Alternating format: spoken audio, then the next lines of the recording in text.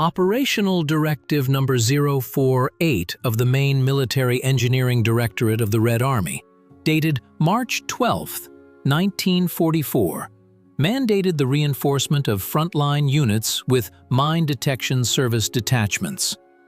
The appendix to the directive provided an itemized record of service dogs certified by the Central Military Technical School for Dog Trainers. Among the inventory numbers of the separate Special Purpose Detachment was a German Shepherd named Dzhulbars, enrolled for quartermaster and provisions support under the first category. The animal's service record contained a note on the primary fixation of a stable conditioned reflex to the components of TNT, hexogen, and ammonite. This technical card opens the combat activity ledger of the unit, whose effectiveness metrics formed the basis of post-war instructional manuals for the engineering troops. Before a detailed analysis of the combat action archival journals, the channel administration asks viewers to subscribe to our resource, activate notifications, and support the project's development. Your subscriptions directly influence the intensity of our archival work and enable the introduction of new batches of declassified documents, letters, and operational maps into scholarly circulation. The military technical context of the Spring 1944 campaign was characterized by a change in the defensive work tactics of the Wehrmacht's engineering units. During their retreat, German forces transitioned to the total mining of communication routes, bridge crossings, and industrial infrastructure objects. The standard VIM-203 induction mine detectors, in service with Soviet sapper companies, had a limitation on detection depth for metal casings of up to 30 centimeters. The German command began the mass deployment of non-metallic anti-personnel mines such as the Shoe Mine 42 with a wooden casing and the Glasmina 40 glass mine. The density of such engineering barrier installations in the direction of the main thrusts reached 2,000 units per kilometer of front. The rate of advance of rifle corps decreased to 3 kilometers per day due to the necessity of manually probing every square meter of the roadbed. The service dogs of the Mine Detection Service were used as mobile biological detectors, whose work speed exceeded that of a sapper with a probe by 5 times. According to the engineering troops regulations, a team consisting of 1 handler and 1 dog, during an 8-hour shift, checked up to 6 kilometers of railway track, or up to 4,000 square meters of a solid minefield area. In the 14th Assault Engineer Sapper Special Purpose Battalion, where Dzhulbars arrived under the guidance of instructor Dina Volkatz, a 3-stage signal verification system was deployed. The dog would indicate the point by sitting. The handler would mark the square with a flag, after which a sapper miner would excavate the soil. The chronicle of the combat actions of the 14th Battalion during the period of neutralizing barriers in right bank Ukraine records the first stage of Dzhulbars's intensive deployment. From March 19th to March 26, 1944, the unit ensured the passage of tank columns in the operational zone of the 38th Army. During this specified 7-day period, the Shepherd Dzhulbars conducted inspections of 22 bridge structures and 40 kilometers of dirt roads. The technical report records 182 instances of the animal sitting, confirmed by the subsequent extraction of explosive devices. Of this number, 94 units were wooden YAM-5 mines, installed with booby traps using intermediate detonators. Here emerges the first serious discrepancy in the available archival sources, requiring critical analysis. The final report of the headquarters of the separate Engineers Sapper Brigade indicates that during the spring period, one dog, Dzhulbars, detected 2,114 mines. However, the expenditure ledger of marking flags and the demining logs of individual companies show that this figure corresponds to the result of the work of the entire 4th platoon, consisting of 9 teams. Dzhulbars's personal indicator for this period is 342 detected mines. The error in the brigade headquarters documentation was caused by the consolidation of reporting, when the successes of the most effective team were extrapolated to the entire platoon to simplify award paperwork. The physiological load on the dog's olfactory apparatus did not allow it to process the areas necessary for detecting 2,000 explosive devices in such a short time without a loss in search quality. The second half of 1944 was associated with the advance of Soviet troops onto the territory of Eastern Europe, where the nature of engineering tasks shifted from field mining to urban. German units employed the method of laying powerful delayed action demolitions under the foundations of administrative buildings and architectural monuments. The calendar demining plan for Bucharest, approved by the city commandant on the 21st of September 1944, allotted 48 hours for clearing the government quarter. At 11:40 hours, Volkatz's team began inspecting the basement premises of the Ministry of Transport building. The hourly recording of the demining group's actions indicates a high level of mining density. At 13:10 hours, Dzhulbars gave a sitting signal at the main load-bearing wall of the central distribution node. Tapping the wall revealed no voids. Induction instruments showed an absence of metal due to shielding by a thick layer of plaster and granite slabs. The group leader made the decision to conduct a control drilling based on the behavior of the dog, which refused to leave the spot and showed signs of agitation. At 16:30 hours, a cavity was reached at a depth of 1.5 meters with a drilling tool, from which a distinct smell of TNT emanated. Behind the wall was a chamber containing 2 tons 400 kilograms of explosive with an installed electric timer-type detonator. There remained 5 hours and 20 minutes until the intended detonation. A critical audit of command tactical decisions shows that the use of mine detection service units often occurred contrary to the requirements of the 1943 engineering manual. The instruction required preliminary fire and engineering reconnaissance by rifle patrols. In practice, due to time constraints and the high pace of the offensive, K-9 teams were deployed directly in the first line of the advancing formations. This led to unjustified losses of specialized personnel from enemy sniper and mortar fire.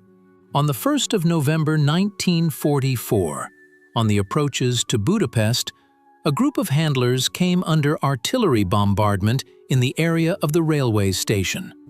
Dzhulbars received a tangential shrapnel wound to the soft tissues of the left suprascapular region and a moderate concussion from the explosion of a 150 mm shell 10 meters from the position.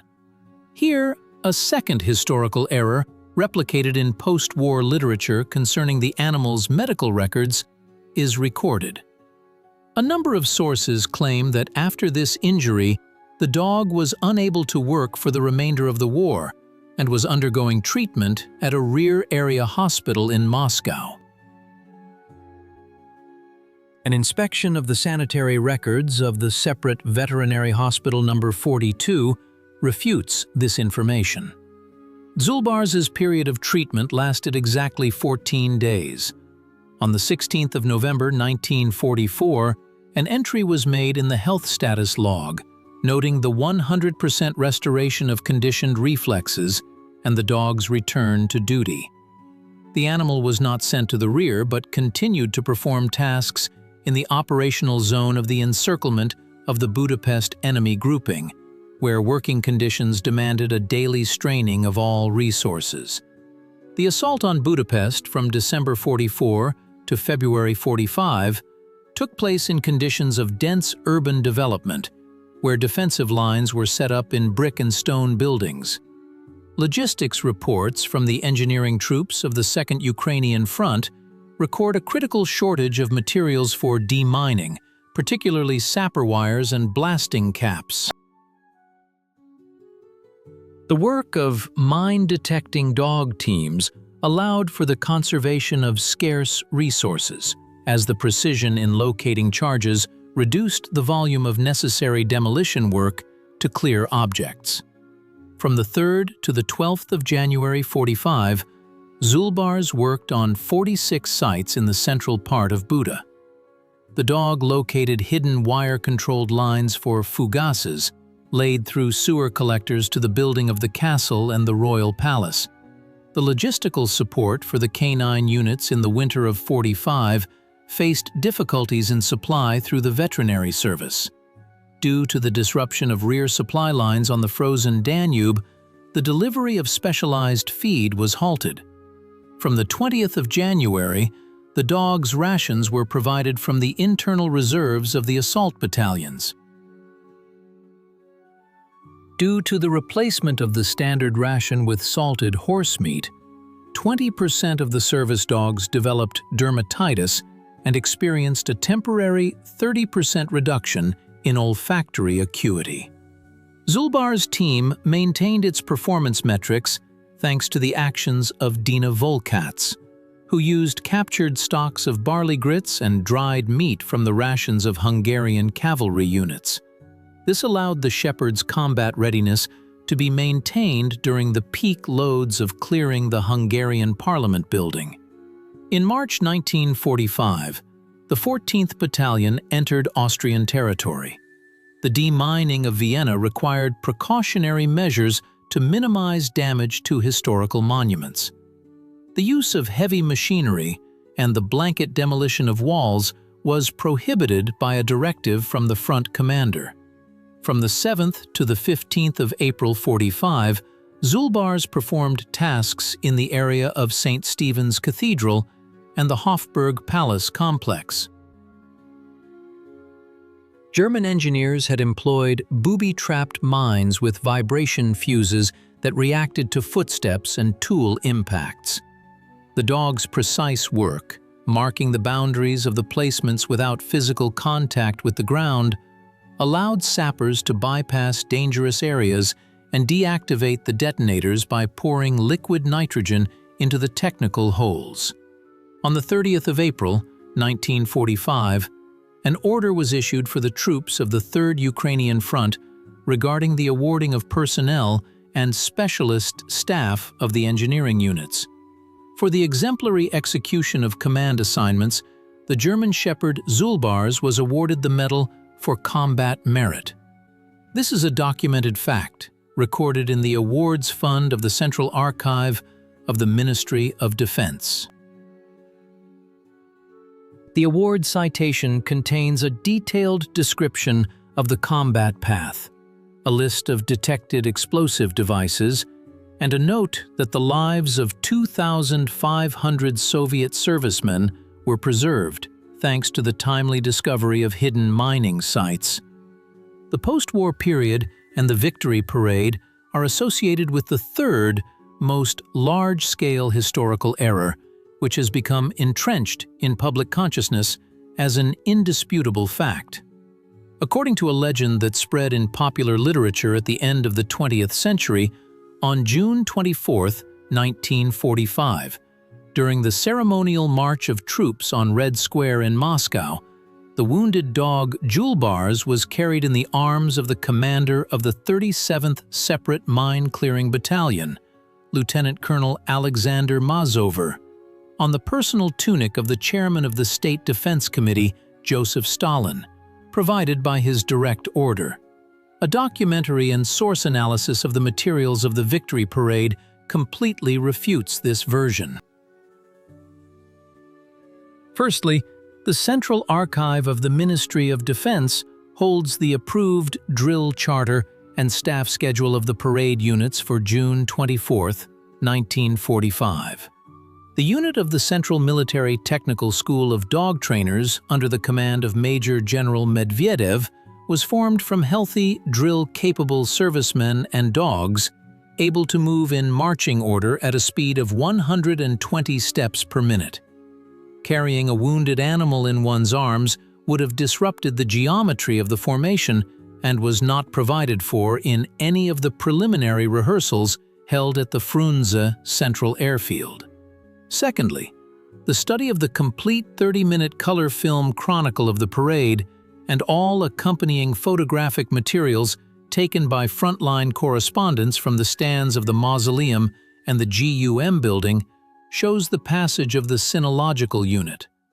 The footage clearly shows Lieutenant Colonel Alexander Mazover walking at the head of a line of sappers. The servicemen are holding the dogs on short leashes at their left leg. All animals are walking on their own. There are no bundles, overcoats, or tunics in the hands of the command staff. Thirdly, the personal archive of Dina Volkats contains memoirs stating that by the time of the parade, Dzhulbars was located at the unit's base in Veshniaki and was not involved in the march due to a scheduled veterinary examination related to the transition to the summer maintenance regimen. The myth of Stalin's tunic is a typical product of post-war artistic fiction, designed to enhance the emotional perception of the real feat of the engineering troops. The dry summary of the activities of the mine detection service units for the entire period of the Great Patriotic War shows high material and technical effectiveness. The efforts of 6,000 service dogs checked 30,000 kilometers of roads, detected and defused 4,300,000 mines, booby traps, and unexploded aerial bombs. The geographical boundaries of the unit's employment stretched from the Volga to Berlin. The economic damage prevented through the preservation of bridges, hydroelectric power stations, and industrial enterprises is estimated in billions of rubles, comparable to the cost of the annual production of the USSR's tank industry. The post-war fate of Dzhulbars was connected with the restoration of the national economy and cinema. In 1946, the dog was transferred to the Centernalk Film Studio to participate in the filming of the picture White Fang, based on the work of Jack London.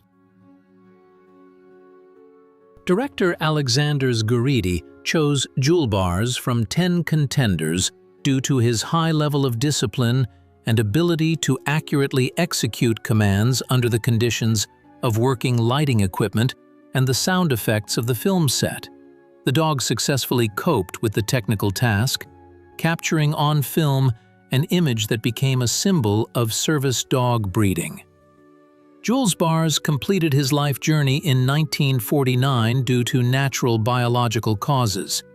His service card, personnel file, and reports on the results of mine-clearing operations were transferred for eternal storage to the archive of the Military Historical Museum of Artillery, Engineer, and Signal Corps in Leningrad.